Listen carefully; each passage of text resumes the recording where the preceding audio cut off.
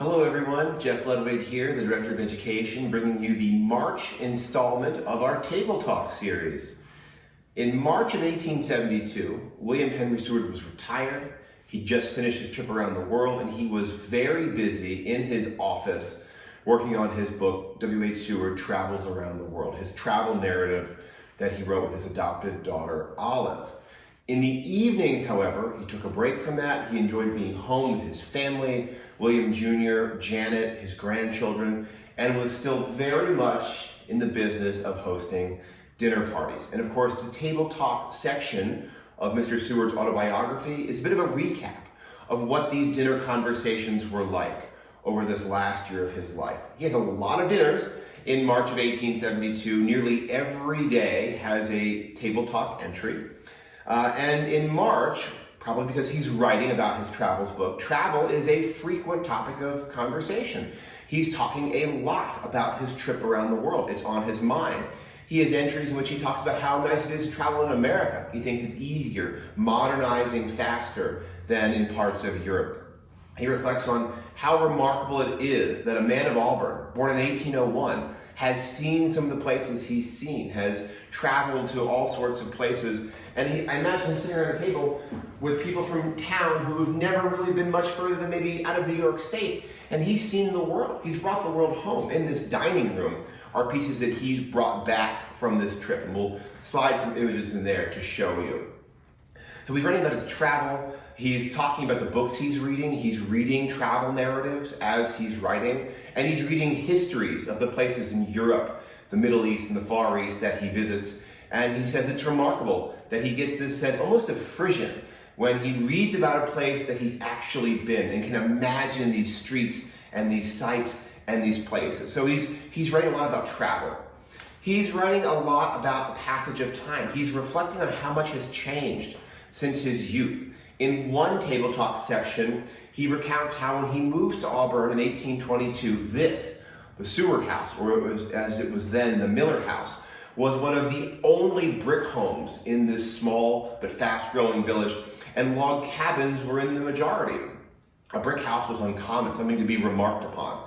By 1872, he says, it's now the opposite, and the few log cabins left are the oddities, the brick houses the norm.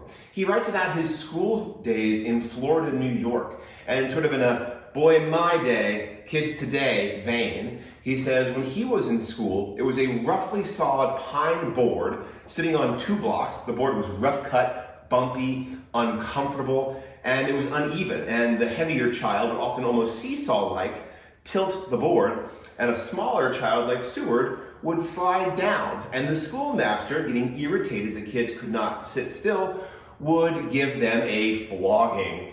So he's talking about the passage of time, charming, humorous stories about things like this from his youth. There are some unfortunate passages, there always are. Seward writes about how he doesn't think the female mind is cut out to be a lawyer in one passage. I can't imagine what prompted him sitting right there to bring that up, except he says he's hearing that women are trying to be admitted into law schools now. And he says women have great aptitudes for being artists, writers, doctors, but to his mind, maybe not lawyers. I think he may have regretted that, and if Frances were in the room, I imagine she would have elbowed him to not say something like that. But she wasn't here. She had sadly passed away. And of course, for Seward, the dining room table was inseparable from talking about politics. And I want to read 2 passages for you from March 1872, in which Seward is right here at this table from whence he once was wining and dining with senators and congressmen, leaders from around the world, reflecting on 2 political trends, memories, moments. This first one is from March, let me get the date right here, March 14th. And this is quite a long one, I'm not going to read you the whole thing, but it's also actually on this page in the book that Seward includes a picture of this room and this table, and you'll see that visual. But coming to dining room diplomacy and how Seward's dinners were almost always bipartisan, Democrat and Whig, Republican, Northern, Southerner. You ask how in a long and varied political career I should have kept so free from the personal altercations and charges of percolation, which seem to be the lot of every public man in this country. Perhaps it was because my public life was governed by two fixed principles. One, not to allow myself to be diverted from the great public questions by mere private griefs and annoyances. As I announced early in my senatorial life, no honest, wise, or courteous opponent would insult me, and none ever could. The second was that I would never have any public money in my hands. Even my salary, I expended freely in my public life and added to that expense every year as much or more out of my own pocket.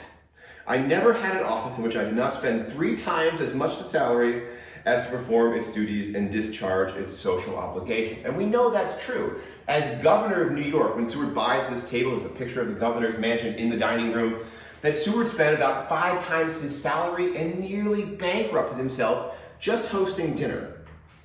Seward also reflects upon his political affiliations, how he'd been born into one party and gone into several others over the years, even though, as he writes, he would never let the principles of having these sorts of dinners override a partisan loyalty.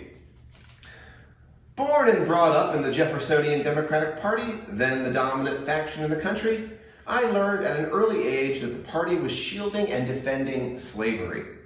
I chose rather to enroll myself in one of the factions making an ineffectual fight against it. And so I became an anti-Mason and an Adams man. He means John Quincy Adams. We have a portrait of him in the parlor, a political mentor to Seward. Until those parties merged into the Whig organization, which in its turn was merged into the Republican Party. With that, I acted until the war combined patriotic men, whether Republican or Democrats, into a Union Party, supporting the administrations of Lincoln or Johnson. There, my public life ended. I have ceased to be partisan and have no desire to surrender my independence or impartiality to the dictates of any party that I now see around me. Not long after this, Seward makes a prediction. It's March 1872. He predicts that President Grant will win re-election in a landslide. He says he's talked to some folks around the table whether it's a good thing that generals become president, should it be only civilians. He says nonsense and points out the examples of Washington, Jackson, Taylor, and has nothing but good to say about Grant. Well, that concludes the March Table Talk section.